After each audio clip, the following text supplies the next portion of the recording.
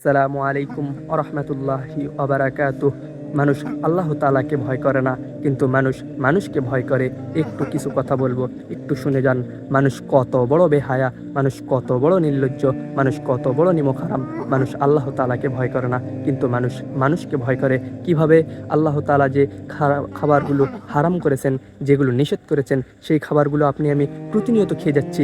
একটিবারও তার কথা স্মরণ করতেছি না যে এই খাবারগুলো নিষেধ, এগুলো খেলে পাপ হবে, এগুলো খাওয়া থেকে বিরত থাকতে হবে। কিন্তু আপনি আমি প্রতিনিয়ত সেই খাবারগুলো খেয়ে যাচ্ছি, একটিবারও তার কথা স্মরণ করতেছি না।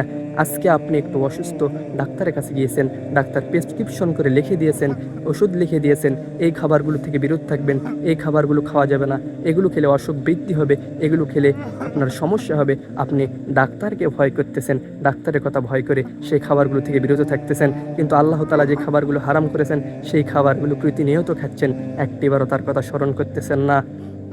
অথচ সুস্থ করার মালিক একজন আল্লাহ, ডাক্তার ওসিলা মাত্র আপনি ডাক্তারকে ভয় করে চলতেছেন, কিন্তু আল্লাহ তাআলাকে ভয় করতেছেন না।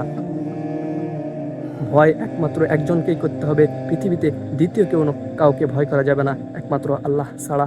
একমাত্র আল্লাহকে ভয় করতে হবে, দ্বিতীয় কাউকে ভয় করা যাবে না। তাই আল্লাহ আমাকে বোঝার তৌফিক দান করুন, আপনাকে এবং আমাকে মেনে চলার তৌফিক দান করুন। আল্লাহুম্মা আমিন।